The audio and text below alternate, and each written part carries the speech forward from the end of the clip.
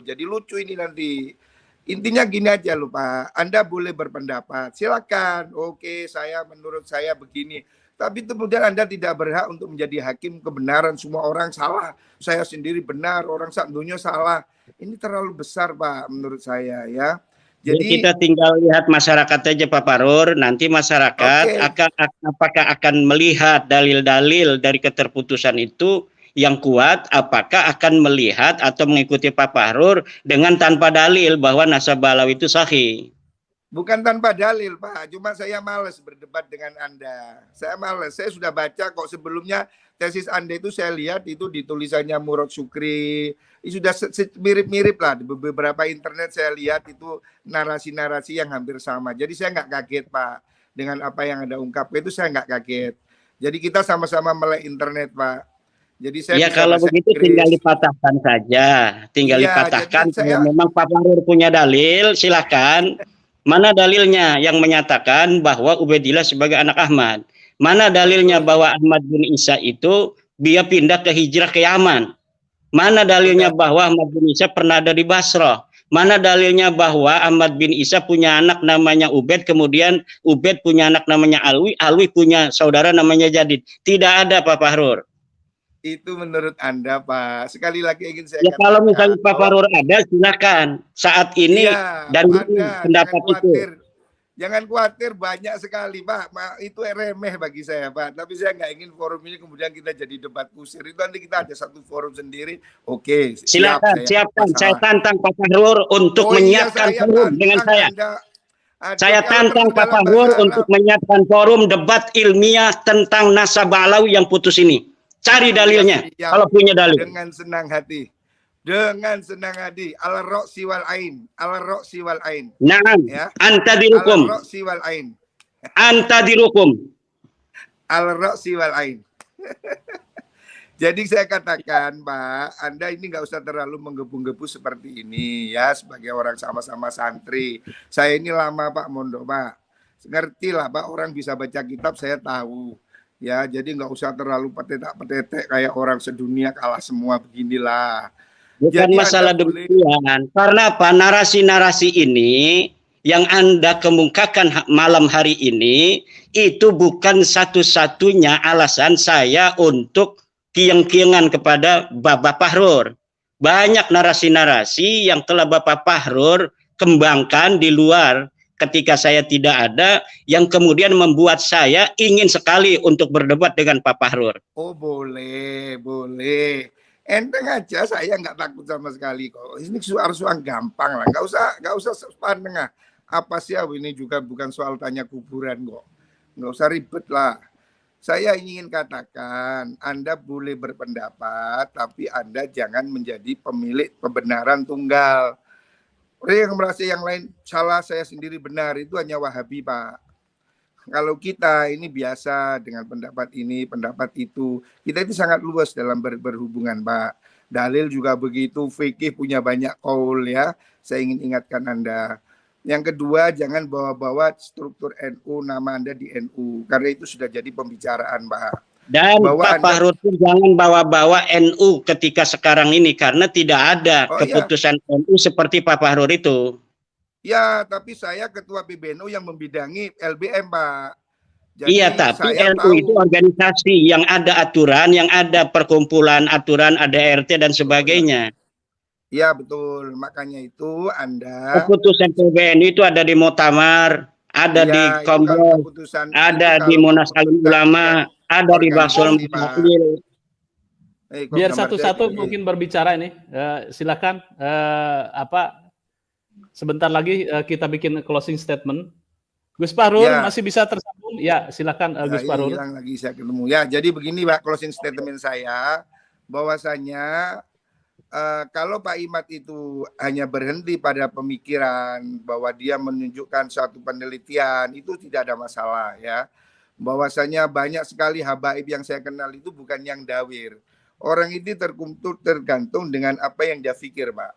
Kalau orang itu baik, ya ketemu dengan yang baik. Saya ini ketemu dengan habaib yang jenderal, yang polisi, yang tentara, yang dokter, yang konglomerat. Pak Imad ketemu dengan yang Dawir, ya saya nggak tahu ini kenapa sama-sama Habib saya kenal yang jenderal, Anda kenal yang Dawir, ya. Ya, makanya sekali-kali turun ke bawah supaya tahu, tanya itu sama ketua ranting NU, PAR, tanya kepada MWC apa yang terjadi, kenapa Wonogiri sampai tidak mau acara NU diisi oleh para habaib, harus ditanya kenapa Boyolali, kenapa Garut, kenapa itu di Sragen tidak mau ada habaib. Ini yang harus ditanya oleh Pak Fahrur. Iya. Jangan kita berdiri di Menara Gading. Iya, tahu. Saya ini Pak, mulai NU ini sebelum Anda jadi pengurus NU, saya sudah pengurus NU Pak. Sudah 29 tahun saya jadi pengurus NU Pak, mulai dari bawah. Ya. Jadi jangan ceramai saya tentang NU, sudah cukup. Intinya saya ingin mengatakan bahwa hentikan narasi kebencian di ruang publik. Bahwa penelitian itu dihormati, hak orang untuk menegasi atau mengafirmasi. Tetapi tidak boleh dia menebarkan kebencian pada suatu kelompok tertentu, ya. Dan jangan bawa NU untuk berkonflik, bahwa NU tidak pada posisi untuk mengikuti apa yang Anda ributkan dalam masalah ini. Mohon maaf Pak ya, mohon maaf sekali lagi terpaksa saya katakan, rekomendasi rapat di BBN itu ingin Anda diberhentikan. Saya siap. Mohon maaf, ini terpaksa saya ngomong, makanya saya akan bilang. Saya tetap akan jadi NU walaupun tanpa ada jabatan. Makanya Pak, kita ini yang baik-baik lah. Silakan Anda itu berbicara dengan kapasitas Anda, tapi jangan bawa NU ke ruang konflik supaya kita sama-sama nyaman, ya. Dan bahwa Anda tidak yakin itu tidak apa-apa Pak. Saya juga tidak ingin mempengaruhi Anda dan Anda tidak mungkin bisa mempengaruhi saya, ya. Itu soal keyakinan masing-masing, ya. Tetapi yang ingin saya katakan bahwa publik ini Pak, jangan terus diadu domba dengan narasi-narasi yang membuat orang marah. Udahlah Pak, rakyat ini sudah susah cari makan, susah cari kerja. Jangan ditambahi dengan ingin bertengkar, ya. Ini yang ingin saya katakan. Ya, saya menghormati hak Anda untuk berbicara dengan penelitian. Oh, itu tidak ada masalah, kami tidak heran, ya. Silahkan. Kami keluarga besar Bani Rancang Kabupaten Jember menyatakan sikap 1. Mendukung penuh terhadap kajian dan penelitian nasab keturunan Sayyid Ahmad bin Isa Al-Muhajir oleh Kiai Haji Imaduddin Usman Al-Bantani sampai tuntas. 2. Mendukung diadakannya tes DNA terhadap semua orang yang mengaku dzurriyyah Nabi Muhammad sallallahu alaihi wasallam. Puisi iki judule No Kalang Kabut. Rungokno temenan iki. Gatekno iki ben pinter, ben ngerti maksudnya. Wis tuwa tapi durung dewasa. Wis seabad luweh tapi belum ngerasa aji rasa. Dulu sang guru pernah cerita ketika ada tulisan no smoking. Dengan bahasa kelakar penuh canda, beliau membaca no smoking. Yang oleh beliau diartikan orang NU boleh merokok. Hari ini aku dapati tulisan no problem. Oleh santri dibaca no problem. Saya jadi ingat, memang no problem, ada masalah, bermasalah, atau memang pengurusnya yang jadi masalah. Bahkan di seberang sana ada tulisan no silent. Lucu. Oleh sopir saya dibaca no silent. Dalam hati saya berkata, tahu aja kamu, memang no silent, no diem membisu, 1000 bahasa. Justru yang ada malah makan, hidup, besar dari NU, tapi NO sejarahnya dibelokkan diam, bisu, atau mungkin tak tahu malu. Hidup di NO, ngaku orang NO, tapi kiainya dicaci maki, bengong, cengengesan, dan lagi-lagi diam, membisu.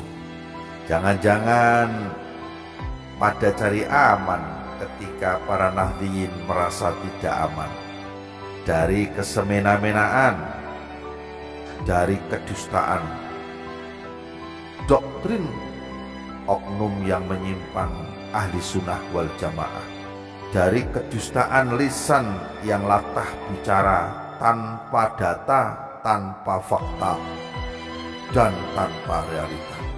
Tidak aman dari kefasikan manusia durjana, bertopeng dewa, berhati dursasana. NO, semakin tua aku malah semakin mengkhawatirkan. Semakin tua masih juga berdiri di persimpangan. Semakin tua seharusnya semakin arif bijaksana, bukan kalang kabut bermanuver tiada guna. Engkau bukan pesawat Boeing lama yang sudah terkubur dalam cerita. Engkau adalah nafas dalam kehidupan berat langkahku. Jangan kecewakan aku, atau aku bangkitkan ruh kesakralanmu. Aku bangunkan marwah kemuliaanmu. Aku hidupkan aji kualatmu, agar para pengkhianat, pecundang yang nongkrong dan bersinggahsana di atas kebesaranmu tanpa rasa malu menjadi layu, kualat oleh tuahmu. Wassalam. Kita hari ini sedang dihadapkan dengan euforia mengenai angka 1 abad NU. Tapi jangan lupa sebetulnya di balik euforia tersebut ada sebuah tanda zaman yang harus kita sadari. Kita harus peka dengan ini semua. Kiai Imad adalah mujaddid sesungguhnya, setidak-tidaknya untuk 1 abad Nahdlatul Ulama. Sebagaimana sabda Rasulullah sallallahu alaihi wasallam, "Innallaha yab'atsu li hadhil ummati ala ra'si kulli mi'ati sanatin may yujaddidu laha dinaha." Sesungguhnya Allah Subhanahu wa taala akan mengutus li hadhil ummah, untuk umat ini. Ketika kita menunjuk li hadhil ummah, untuk umat ini, setidak-tidaknya buat kita Nahdlatul Ulama, buat kita kaum Nahdiyin, ala ra'si kulli mi'ati sanatin, di setiap pangkal 100 tahun. Karena kita sudah masuk ke abad yang kedua, di setiap pangkal 100 tahun, may yujaddidu laha dinaha, orang-orang yang akan menjadi mujaddid, pendobrak, pendekonstruksi, memperbaharui, menegaskan ulang din mereka. Artinya memang menata ulang nilai-nilai yang sifatnya sudah terlalu mapan.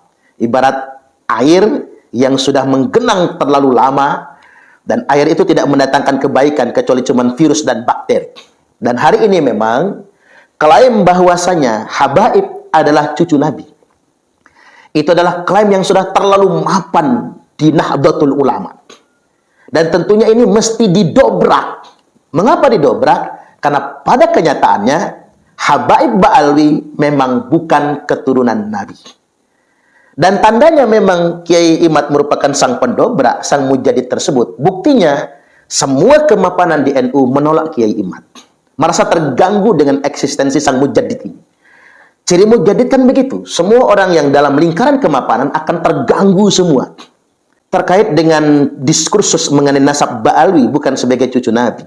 Ini adalah persoalan masyarakat Nahdiyin. Kita tidak bisa menutup mata.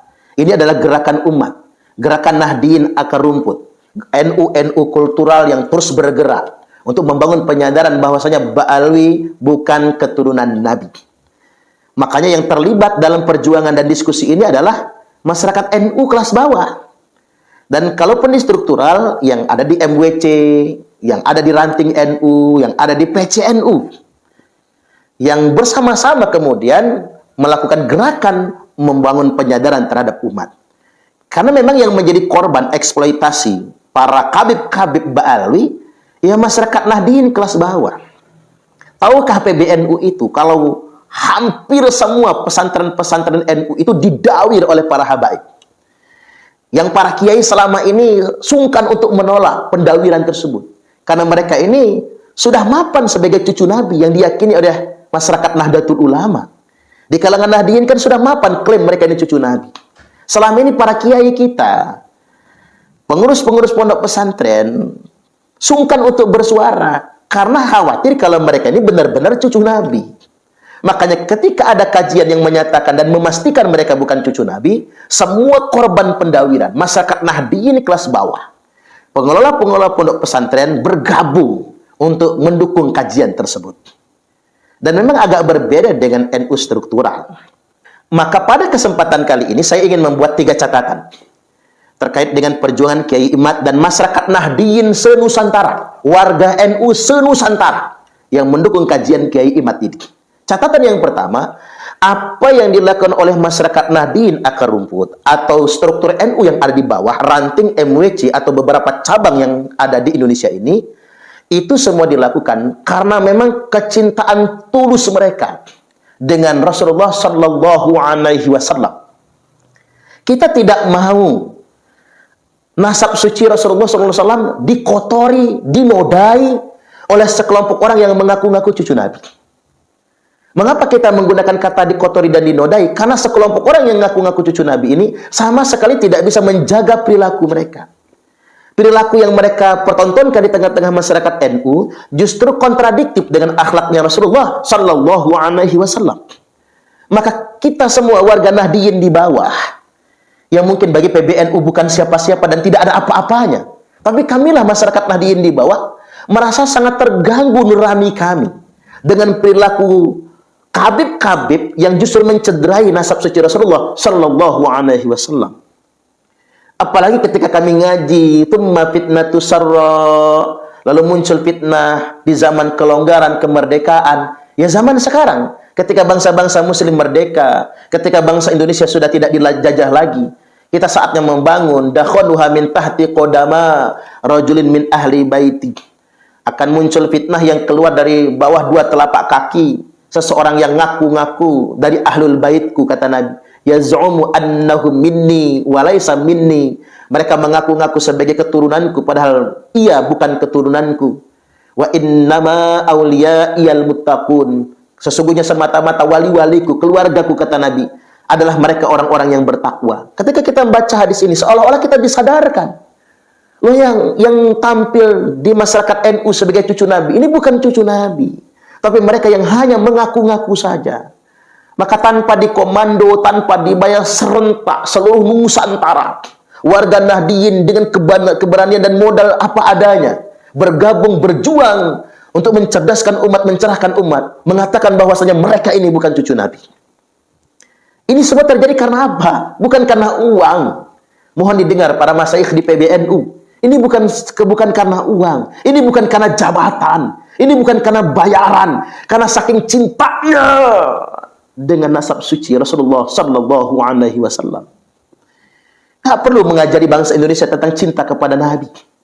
Karena kita semua tahu bangsa Indonesia yang walaupun nun jauh dari Mekah pusat Islam di sana, kita tahu bangsa Indonesia adalah bangsa yang sangat cinta dengan Nabi-Nya.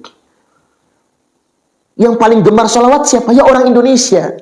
Nggak ketemu kita grup-grup salawat di Timur Tengah seramai yang ada di Indonesia ini. Sangat cinta orang Indonesia itu dengan salawat.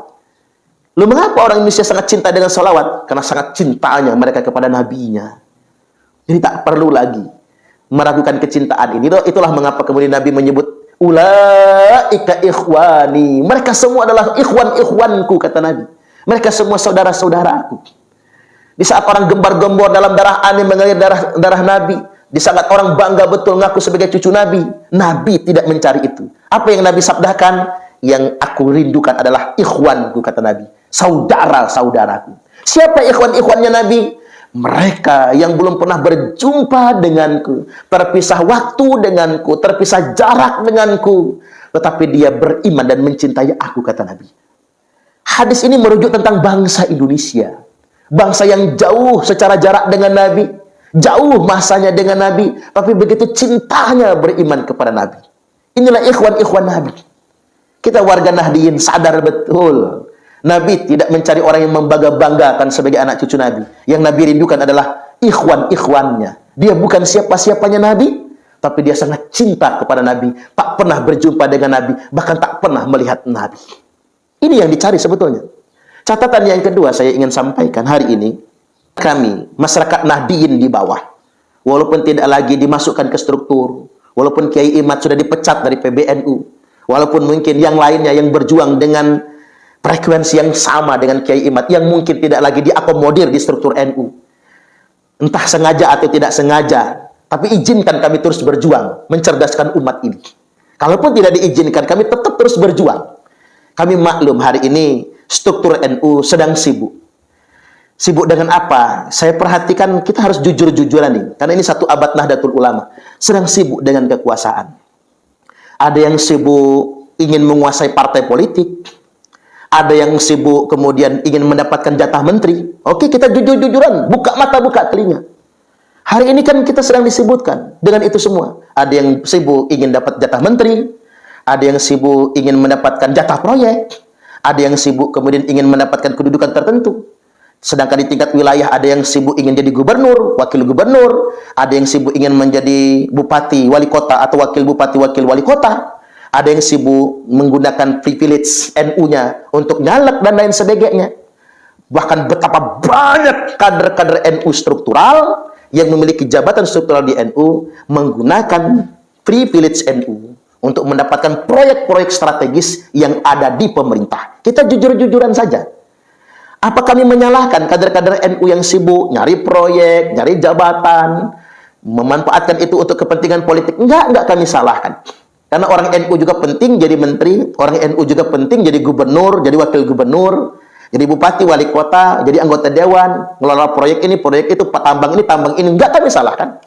Kami semua berharap juga itu maslahat buat masyarakat Nahdlatul Ulama. Hanya saja, jangan melupakan esensi perjuangan sebenarnya. Kita nggak boleh mengkhianati Mbah Hasyim Asy'ari. Makanya pesan buat Kiai Imad, walaupun tidak diakomodir di struktur NU, panjenengan tetap menjadi Nahdiyin. Panjenengan tetap menjadi warga NU. Karena kita mengamalkan pesan Mbah Yai Hasyim Asy'ari. Kita urusin NU. Walaupun tanpa jabatan. Walaupun tanpa di struktur. Karena kita merupakan santri Romo Hadratus Syekh Kiai Haji Hasyim Asy'ari. Enggak masalah itu. Kita berbaik sangka dengan hari ini kader-kader NU yang memang sedang sibuk betul dengan jatah menteri, dengan jatah tambang, dengan proyek ini, proyek itu, menjadi tim sukses dari calon bupati, calon wali kota, calon gubernur, calon wakil gubernur, dan kemudian mendapatkan setidak-tidaknya uang untuk dukung sana, dukung sini. Kami semua maklum dengan itu semua. Saya pikir ini maslahat juga. Tapi satu hal yang ingin saya sampaikan. Agama sejatinya tidak diwariskan kepada penguasa. Din ini tidak diwariskan juga kepada orang yang kaya raya. Mbah Hasyim Asy'ari sudah mengajarkan kepada kita semua. Mbah Hasyim Asy'ari membangun NU tanpa kekuasaan. Membangun NU bukan dengan uang yang banyak. Tapi NU menjadi jamiah yang sangat besar sekali. Pengalaman kita 32 tahun. NU nggak pernah dapat jatah menteri. 32 tahun di zaman Orde Baru. Tidak mendapatkan jatah menteri. Tidak mendapatkan jatah proyek. Pesantren NU gedek geribik semua. Bahkan sekolah-sekolah ma'arif yang hendak mengajukan bantuan kepada pemerintah di zaman Orde Baru disuruh mengganti dulu nama sekolahnya agar mendapatkan bantuan. Sampai-sampai sekolah NU banyak yang menginduk ke Matlaul Anwar demi mendapatkan bantuan pemerintah. Tapi apa NU menjadi senyap? Apa NU menjadi mati? NU tambah kuat. Setidak-tidaknya hari ini ada 30.000 lebih pesantren Nahdlatul Ulama. Ada jutaan santri yang belajar di pesantren-pesantren NU. Gedung memang tidak megah. Bahkan dibangun secara swadaya. Coba kita lihat. Di Tebu Ireng, di Lirboyo, di mana asrama-asrama santri dibangun secara swadaya. Santri Lampung bikin asrama Lampung. Santri Banten bikin asrama Banten. Mereka telepon orang tuanya, ayo nyumbang. Walaupun dibangun sedemikian rupa, tapi ada puluhan ribu santri yang cerdas, yang alim di sana. Ini menandakan NU dan din Islam ini tidak dibangun atas dasar kekuasaan. Walaupun orang Islam berkuasa semua, Islam belum tentu berjaya. Walaupun orang Islam kaya, sugih semua, Islam belum tentu berjaya. NU belum tentu berjaya. Agama tidak diwariskan kepada penguasa dan pengusaha. Tapi sejatinya agama diwariskan kepada orang-orang yang berilmu. Wa annal ulama'a warasatul anbiya, dan sesungguhnya ulama itu adalah pewaris para nabi. Ini catatan yang kedua. Jadi kita memaklumi hari ini ketika NU struktural, terutama yang di atas, sedang asyik dengan proyek jatah menteri, jatah kekuasaan, tim sukses dan lain sebagainya. Tapi kami NU kultural akan terus mendobrak untuk menandai satu abad Nahdlatul Ulama ini. Kemudian poin yang ketiga, apa yang dilakukan masyarakat Nahdiyin kelas bawah ini, yang diantaranya ada Kiai Imad, ada Kiai Marzuki Mustamar, ada Kiai Muhammad Abbas Biliyaksi, dan kiai-kiai yang lainnya, anak-anak muda yang lainnya, ini dalam rangka menyambut 1500 tahun masa Islam dari kelahiran Nabi. Maka tahun 1446 Hijriah ini terhitung sudah 1499 tahun. Artinya tahun depan sudah 1500 tahun. Zaman sudah semakin akhir, Israel sudah semakin zalim. Setidak-tidaknya barangkali, mungkinkah Imam Mahdi akan segera muncul? Karena Nabi SAW telah menyatakan, Imam Mahdi itu min itrati. Imam Mahdi itu adalah keturunanku, kata Nabi. Min waladi Fatimah, dia adalah keturunan Fatimah. Berarti dzurriyyat Nabi. Dalam hadis yang lain disebutkan min ahli baiti. Imam Mahdi itu adalah dari keluargaku, kata Nabi. Di mana ismi namanya adalah namaku, kata Nabi. Wa ismu abihi isma abi, dan nama bapaknya adalah nama bapakku, kata Nabi. Imam Mahdi itu adalah keturunan Fatimah. Imam Mahdi itu adalah itrohnya Nabi. Imam Mahdi merupakan bagian dari ahlul baitnya Nabi. Namanya Muhammad, bapaknya bernama Abdullah. Maka ulama sepakat, wajib memverifikasi siapapun yang mengaku-ngaku anak cucu Nabi, agar tidak ada Imam Mahdi palsu. Jadi kalau ditanya, apa wajib membuktikan Ba'alwi itu, memverifikasi Ba'alwi sebagai cucu Nabi betulan? Iya, wajib. Karena kita sudah di akhir zaman, kita mengantisipasi agar tidak ada Imam Mahdi palsu, orang yang ngaku-ngaku keturunan Nabi, ahlul bait Nabi, padahal bukan. Karena Imam Mahdi adalah pemimpin pasukan umat Islam untuk berperang terhadap kezaliman Yahudi Israel tersebut. Maka mau tidak mau, menyongsong kehadiran Imam Mahdi ini menjadi wajib bagi kita semua memverifikasi siapapun untuk membangun kepastian siapapun yang telah membangun tersambungnya nasab kepada Rasulullah Sallallahu Alaihi Wasallam. Sebagaimana yang disebutkan oleh Al-Hafiz Ibnu Hajar Al-Haytami, yang bagi li kulli ahadin ayyakuna lahu ghiratun fi hadzal nasabi syarif wa dhabatahu hatta la yantasib ilaihi sallallahu alaihi wasallam ahadun illa bihaqq. Kita semua harus sensitif menjaga kemuliaan nasab suci Rasulullah sallallahu alaihi wasallam, dan kita yang punya ilmu dan kemampuan seperti Kiai Imad wajib meneliti, memeriksa siapapun yang mengaku-ngaku sebagai keturunan Nabi, dan tidak ada lagi nanti yang berani mengaku sebagai dzurriyyat Nabi kecuali dengan data yang benar. Dan kami ingin ingatkan kepada Bani Ba'alwi, ma min rajulin idda'a li ghairi abihi wa huwa ya'lamuhu illa kafar. Tidaklah seorang yang sengaja membangun penasaban kepada laki-laki yang bukan bapaknya, kecuali pasti dia telah melakukan kekafiran kepada Allah Subhanahu wa taala. Wa man idda'a qauman laisa lahu fihim nasabun falyatabawwa maq'adahu minan nar.